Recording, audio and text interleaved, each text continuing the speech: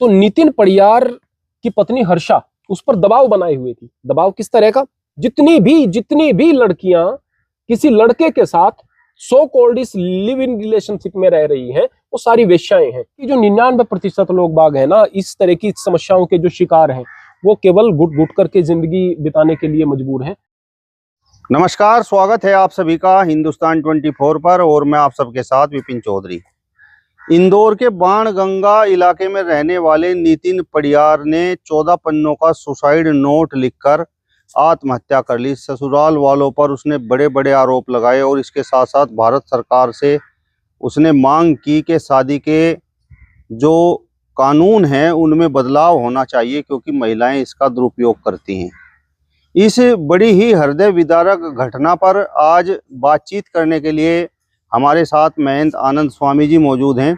महाराज जी, बहुत बहुत स्वागत है आपका हिंदुस्तान 24 पर। आपका भी मंदिर में बहुत बहुत स्वागत है प्रियवर। नितिन पडियार ने भारत सरकार से मांग की है कि शादी के कानून में बदलाव होना चाहिए, क्योंकि महिलाएं इसका दुरुपयोग कर रही हैं। तो क्या आप भी ऐसा मानते हैं? मैं तो बहुत पहले से इस बात को कह रहा हूँ। अतुल सुभाष के केस से पहले से भी मैं इस बात को कह रहा हूँ कि वास्तव में ये जो नारी सशक्तिकरण के नाम पर कुछ कानून है, इनका धड़ल्ले से दुरुपयोग हो रहा है। विक्टिम पुरुष भी हो सकता है, ऐसा क्यों नहीं सोचता समाज? आज कितने सारे लड़के जान दे रहे हैं और पूरा का पूरा परिवार बर्बाद हो रहा है। मैं एक दूसरी भी यहाँ पर बात पूछना चाहता हूँ। एक औरत है, उस औरत ने अपनी ससुराल पक्ष के खिलाफ कोई दावा ठोक दिया, कहेंगे वो औरत के सशक्तिकरण के लिए है। वहां पर उस पुरुष की मां भी जेल के अंदर, उसकी बहन भी जेल के अंदर, उसकी भाभी भी जेल के अंदर। यानी कि एक औरत ने जेल के अंदर 3 औरतों को करा दिया है। यानी लड़के की मां औरत नहीं है, केवल लड़के की पत्नी औरत है। ये क्या बात हुई भाई, है ना? तो इसको नारी सशक्तिकरण कहेंगे या अन्याय कहेंगे? नारी सशक्तिकरण तो तब कहा जा सकता था जब औरत के साथ अन्याय होता ही नहीं। न्याय व्यवस्था को दुरुस्त करने की आवश्यकता है। अगर नारी सशक्तिकरण के नाम पर गलत चीजें होने लगेंगी तो मामला गलत हो जाएगा। न्याय व्यवस्था दुरुस्त हो। अगर सास गलत है तो सास को सजा मिले, लेकिन बहू गलत है तो ऐसा नहीं कि बहू के साथ खड़े हो जाए, वहां पर भी सास ही प्रताड़ित हो। ऐसा नहीं होना चाहिए।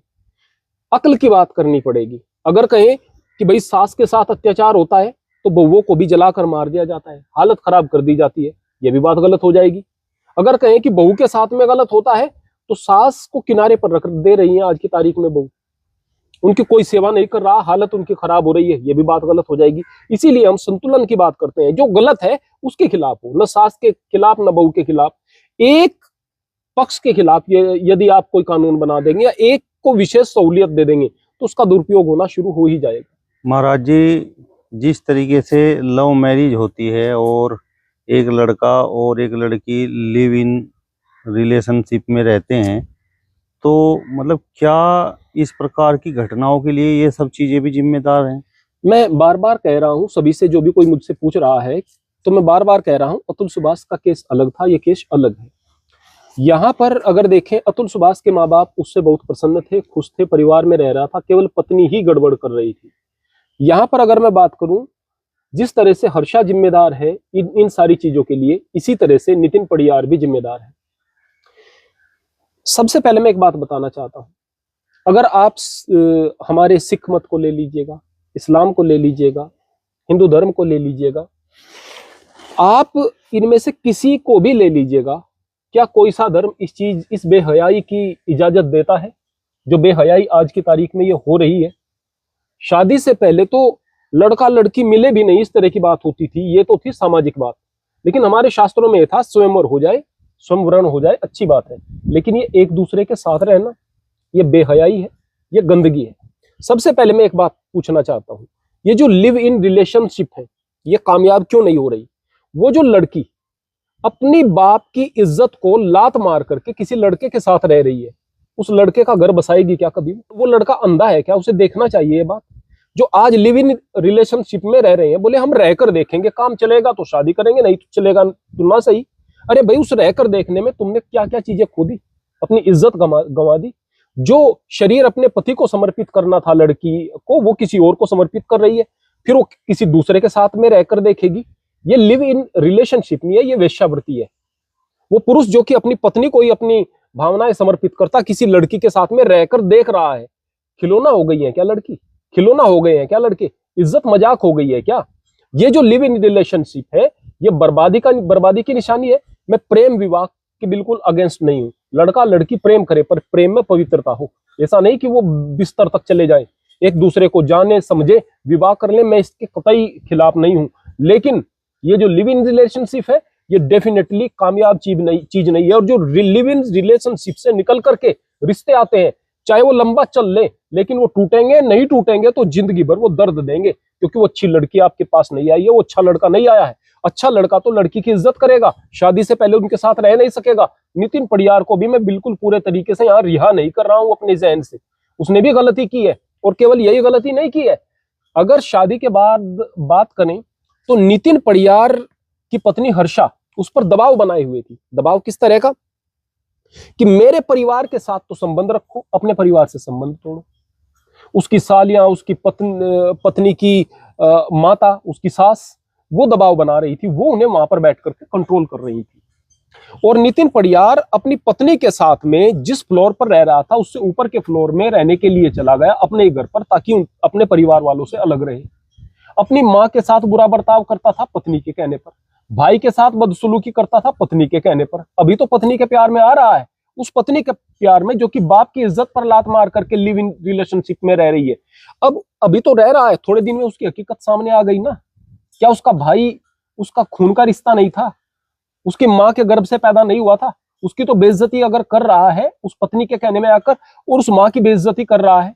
और कमाल की बात यह है, जो लड़की इस तरह से रहकर देख रही है, इट मीन्स वो काफी लिबरल विचारों की है, वो आधुनिक, सो कॉल्ड आधुनिक लड़की है। और ये आधुनिकवाद ऐसा नहीं है कि लड़की आधुनिक हो गई है तो पढ़ लिख करके कुछ नौकरी करें, कुछ अपनी इज्जत को बनाए, तो ये आधुनिकता नहीं। आधुनिकता का मतलब ये है कि हमारी मर्यादा को तोड़ना है, ये आधुनिकता है।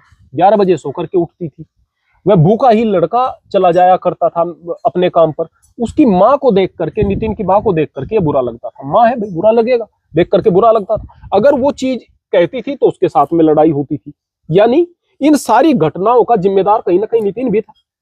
आज उसे अपने पर आई तो दिखाई दिया ये पत्नी खराब है। कल उसके घर वाले जब तड़प रहे थे, परेशान हो रहे थे, तब क्या? मैं यहां पर उन युवाओं से भी कहूंगा कि आज तो तुम मरने का कदम उठा रहे हो, लेकिन उससे पहले भी तो अक्ल करनी चाहिए ना भाई। माँ बाप भी कोई चीज होते हैं, अन्य रिश्ते भी कोई चीज होते हैं, केवल पत्नी पत्नी सब कुछ नहीं होती। या फिर उन लोगों से कहूंगा जो पत्नी का सम्मान नहीं करते, घर वालों के चक्कर में रहते हैं। पत्नी भी घर छोड़ करके आई है, उसका भी सम्मान होना चाहिए। यदि आप लोग अपने अक्ल नहीं रखोगे, या तो वासना के गुलाम होकर के जोरू के गुलाम बन जाओगे, या फिर माँ बाप के प्यार में आकर के बेचारी पत्नी के साथ अन्याय कर दोगे। दोनों ही स्थिति गलत है। अगर अक्ल नहीं होगी, समझ नहीं होगी, और धार्मिक मान्यताओं को हम नहीं मानेंगे, संस्कार नहीं होंगे, तो इस तरह की घटनाएं बार बार होंगी। दो चीजों की आवश्यकता है, जनता कानूनों में बदलाव की मांग करे, और ये जो सामाजिक व्यवस्थाएं हैं, इन सामाजिक व्यवस्थाओं को बदलने का प्रयास होना चाहिए भाई। संस्कार से जुड़े, धर्म से जुड़े, धर्म का मजाक न बनने दे। नितिन पडियार इंदौर का रहने वाला था, उसका मुकदमा राजस्थान में चल रहा था। बड़ा लंबा उसे वही अतुल सुभाष की तरह सफर तय करना था, और वही कहानी, वही दहेज का मुकदमा, और वही फिर निपटारे के लिए लाखों रुपए की मांग। जितने भी केस होंगे वहां पर लड़की पक्ष का उद्देश्य झगड़े में यह रहता है कि इस लड़के पक्ष को कितना परेशान किया जाए, कितना। वो परेशान करने के लिए वकील भी उन्हें रास्ते बताता है, ये आरोप लगाओ, ये आरोप लगाओ, इस तरह से करो। 10 प्रकार की। यहाँ पर यह भी चीज सामने आई है कि पुलिस ने जब वहां पर राजस्थान पुलिस के पास में उनके परिवार वाले गए, ऐसा सामने आई है बातें, आई डोंट नो कि इसमें कितनी सत्यता है, कि पुलिस ने कहा है कि हमें इतना पैसा दे दो, एक बड़ी अमाउंट मांगी, इतना पैसा दे दो, हम आपके परिवार वालों के नाम काट देंगे, आपका नाम खाली रहेगा, वरना आपके परिवार वालों को परेशान होना पड़ेगा। यहाँ पर नितिन कहता है कि मैंने हर्षा के कहने पर अलग अलग जगहों पर गलत तरीके से पैसे को निवेश किया, अब मैं कर्ज में आ गया हूं, अब मेरे पास पैसा है ही नहीं, मैं कहां से पैसे दे दूं। फिर उसको केस में इस प्रकार से लटकना पड़ गया।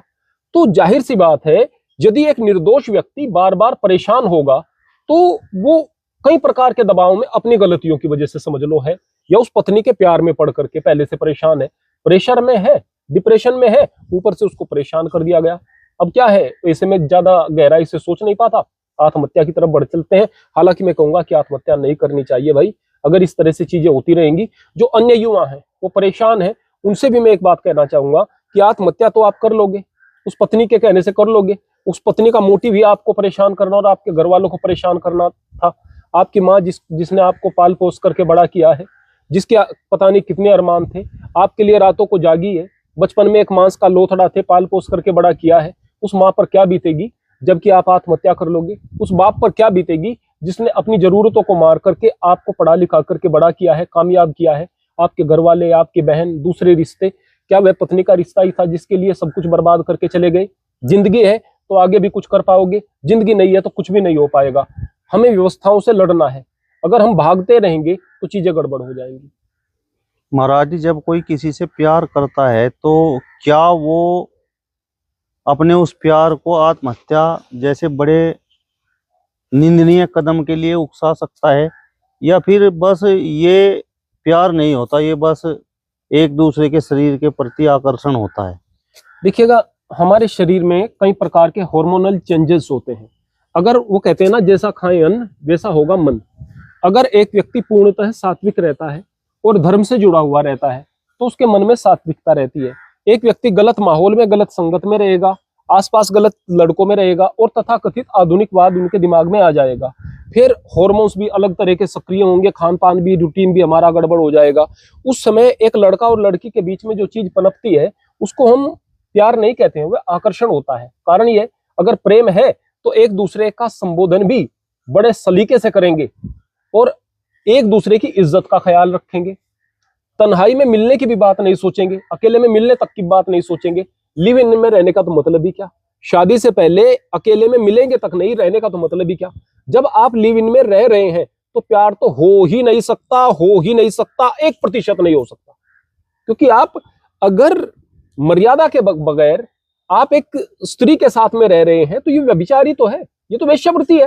तो वेश्यावृत्ति को प्यार कैसे कह सकते हैं? जितनी भी लड़कियां किसी लड़के के साथ सो कॉल्ड इस लिव इन रिलेशनशिप में रह रही हैं वो सारी वेश्याएं हैं।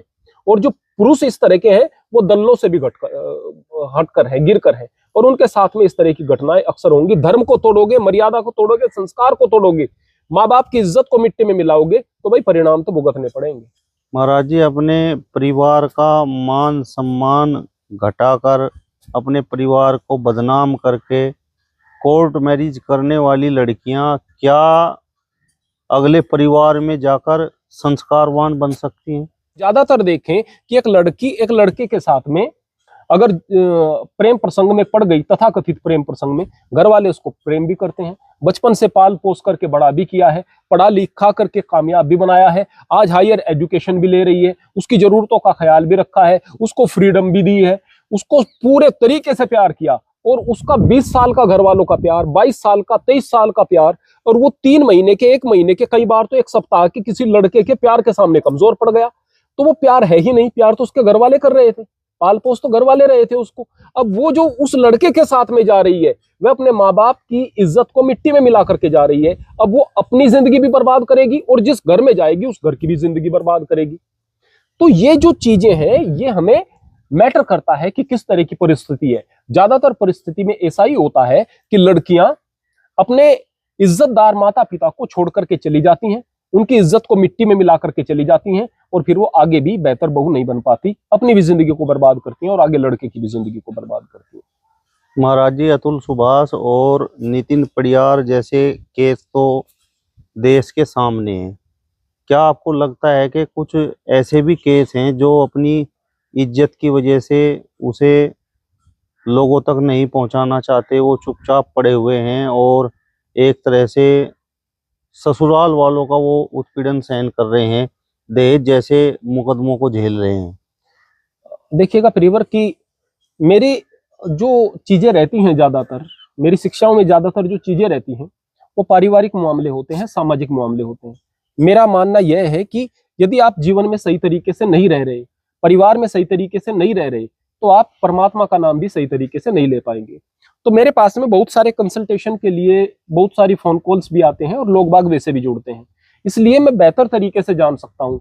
बहुत सारे लोग मेरे टच में हैं, मैं केवल सीक्रेटली इतना ही बता सकता हूं, बहुत सारा उनके नाम ओपन नहीं कर सकता, ये बात मर्यादाओं की है। बहुत सारे लोग इस तरह के हैं जिनकी जिंदगी बर्बाद हुई पड़ी है, जो मरने की कगार पर है। उनको हम बार बार परामर्श देते हैं कि देखो भाई, इस तरह की चीजों में आपको कैसे धैर्य बना करके रखना है, कैसे इन चीजों से आपको डील करना है।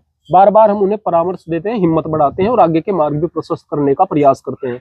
बहुत सारे झगड़ों का हमने निपटारा कराया है, लेकिन बहुत सारे झगड़े वर्तमान में भी ऐसे हैं और उनका निपटारा संभव भी नहीं लग रहा।